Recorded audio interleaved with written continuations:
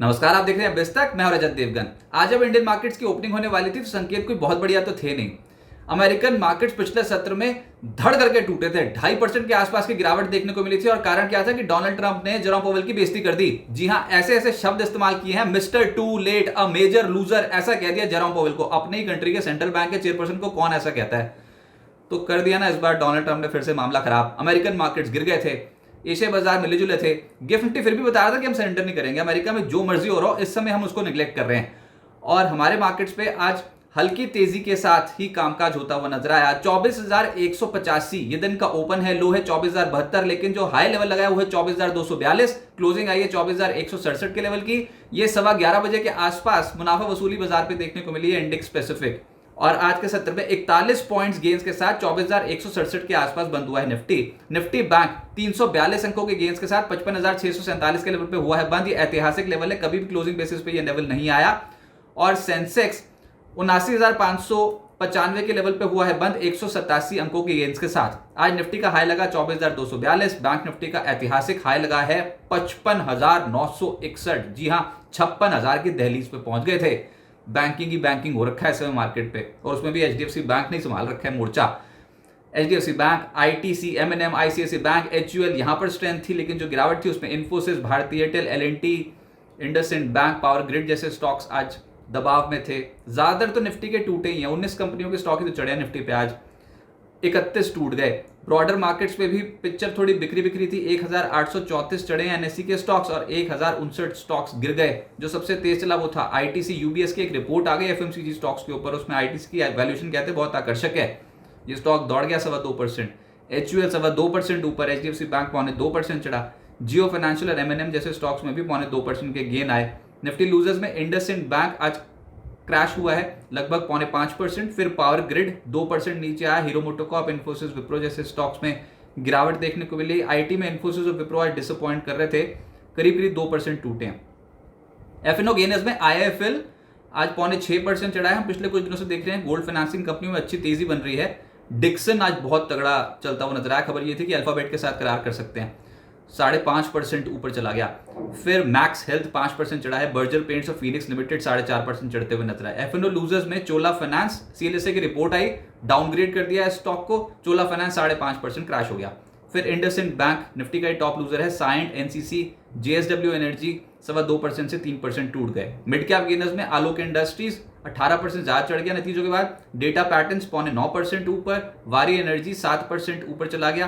केफिन take 7% चढ़ा। Trident और Asahi India जैसे स्टॉक्स में 6.5% से 7% के रिटर्न आए। मिड कैप लूजर्स में जस्ट डायल 4% नीचे। आरके फोर्जिंग, टेक्नो इलेक्ट्रिक 3% से 4.5% नीचे। रेनबो, मैस्टेक, जेएसडब्ल्यू इंफ्रा, इन स्टॉक्स में भी मुनाफा वसूली देखने को मिली है।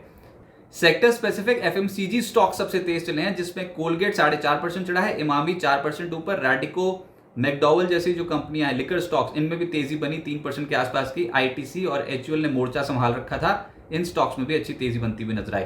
रियल एस्टेट स्टॉक्स पलटे लोअर लेवल से। फीनिक्स लिमिटेड 5% ऊपर। प्रेस्टीज 3% ऊपर।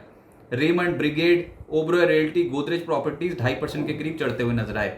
वेल्थ मैनेजमेंट, ब्रोकिंग, एएमसी, इन स्टॉक्स में तेजी थी, जिसमें 361 6% ज्यादा चढ़ा है। मोतीलाल ओसवाल 6.25% ऊपर। नाम इंडिया 4.5% चढ़ गया। यूटीआई, एएमसी, आदित्य बिरला, सन लाइफ, एएमसी, इन सब स्टॉक्स में तेजी बनती हुई नजर आई। कंज्यूमर ड्यूरेबल्स का नंबर आया, गर्मियां बहुत बढ़ गई हैं। डिक्सन तो खैर वो अल्फाबेट वाली जो खबर आई थी कि उसके साथ टाइप हो सकता है, तो उसके बातचीत जारी है, तो उसके चलते आज चढ़ गया 5.25%। पिछले कुछ दिनों से बहुत एक्टिव हुआ है डिक्सन।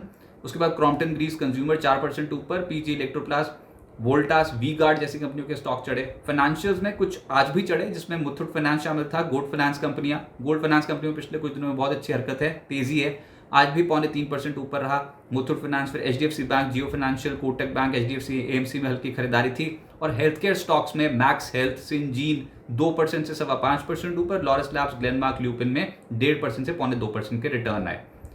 अब आगे क्या होगा देखिए, अप्रैल सीरीज की वायदा एक्सपायरी बहुत ही नजदीक आ गई है, तो ऑप्शन राइटर्स तो डोमिनेट करेंगे, वो करना भी शुरू कर दिया है। कॉल राइटर्स एकदम से जमकर बैठ गए हैं। अभी जिस मौजूदा स्तर पे वहीं से ही 24,200, 24,324, 424, 500, इन सब स्ट्राइक्स पे एकदम से कॉल राइटर्स दिखाई देते हैं अब। तो ऐसा तो होना ही था, थोड़ी हल्की रुकावट आनी थी। बहुत ही स्ट्रॉन्ग स्ट्रेच के बाद एक रुकावट आई, एक स्पीड ब्रेकर आया, लेकिन अभी तो आज के सत्र में छठे ट्रेडिंग सेशन हरे निशान की क्लोजिंग तो दिखा दी। हाँ, उतने शार्प रिटर्न्स नहीं है, 41 पॉइंट्स ही अब बंद हुए हो, लेकिन 6th consecutive trading session Indian market हरे निशान में बंद हुई है। अब होगा क्या, बाजार थोड़े हिचकोले खाएगा मौजूदा स्तरों पे। काउंटर्स में बहुत तगड़े रिटर्न्स आ गए हैं, तो अब वो भी थोड़ा वोलेटाइल रहेंगे। एक रेंज में हो सकता है, कंसोलिडेशन फेज देखने को मिल सकता है मार्केट पे, तो सपोर्ट पे खरीदारी, रेजिस्टेंस पे बिकवाली होगी। 7 अप्रैल के बाद से अब तक बहुत ही तगड़ी रिकवरी है। ये रिकवरी बहुत ही सराहनीय है, क्योंकि 7 अप्रैल से अब तक देखोगे निफ्टी पे लगभग 2500 पॉइंट्स का स्ट्रेच आ चुका है, 11.5% का रिटर्न। बैंक निफ्टी 7 अप्रैल से अब तक लगभग 6800 पॉइंट्स चढ़ चुका है, 14% का रिटर्न। बताओ, ये तो बहुत ही स्ट्रॉन्ग स्ट्रेच है ना। तो अब होगा ये कि सपोर्ट जोन्स क्रिएट होते चले जाएंगे, जो बैरियर्स आपने तोड़े थे वही सपोर्ट जोन्स की तरह एक्ट करेंगे। तो अभी तो इमीडिएटली आज भी आपने 24,070 का लेवल कहाँ तोड़ा, तो 24,070 का लेवल है, 24,000 का लेवल है, वो अभी इंपॉर्टेंट लेवल, उसको सपोर्ट की तरह इस्तेमाल करेगा मार्केट।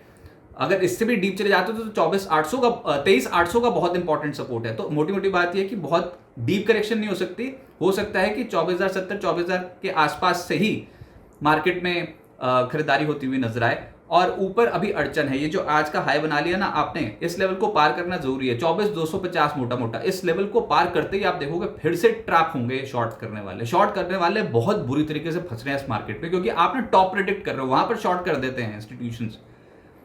अब अगर ये लेवल इस बार टाप दिया तो फिर से तेजी के संकेत बनते हुए नजर आएंगे। और प्रॉब्लम क्या है कि बेकाबू हो रखा है बैंक निफ्टी अगर यहां से और खिंच गया, जैसे आज 56,000 की दहलीज पे पहुंच गया था, अगर इसने और तूल पकड़ लिया यहां से, फिर तो निफ्टी की चाल और तेज हो जाएगी। अब होगा क्या, अभी तक का तो अनुमान ये है कि थोड़ा सा कंसोलिडेशन फेज देखने को मिलेगा, क्योंकि एक्सपायरी नजदीक है, तो सेक्टर रोटेशन होती हुई नजर आएगी। जैसे आज एफएमसीजी की बारी आ गई थी, फाइनेंशियल कुछ ज्यादा तेजी से नहीं चल रहे थे, एफएमसीजी ज्यादा तेजी से चल रहे थे।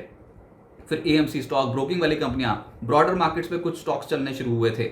ऐसी सेक्टर रोटेशन आएगी, जो पिछड़ गया वो चढ़ना शुरू करेगा। स्टॉक स्पेसिफिक एक्शन रहेगा, जिसके नतीजे अच्छे आएंगे, वो वाली कंपनियां चढ़ती हुई नजर आएंगी, रिजल्ट्स इंपैक्ट बहुत तगड़ा देखने को मिलेगा। लेकिन सरेंडर नहीं करेगा मार्केट, अभी ऐसा लग रहा है। सरेंडर करना होगा तो पहले तो आप ये 24,000 तोड़ो, फिर 23,800 तोड़ो, उसके बाद प्रोग्राम सेट करते हैं। उससे पहले तो डिप्स में ऐड करने वाली मार्केट है। और अगर ये 24,250 के लेवल के ऊपर निकल गए, तो फिर ये जो 24,400 और 24,500 के कॉल राइटर्स अभी नए तैयार होकर आए ना, वो अगर लपेटे में आ गए तो फिर गदर मच जाएगा स्टॉक मार्केट में। तो उम्मीद करते हैं कि अभी फिलहाल डिप्स में ऐड करने वाली मार्केट बनती हुई नजर आए।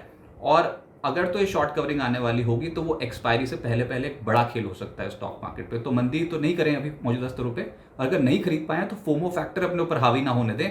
गिरावट में सपोर्ट जोन्स के आसपास पोजीशन धीरे धीरे करके ऐड कर सकते हैं।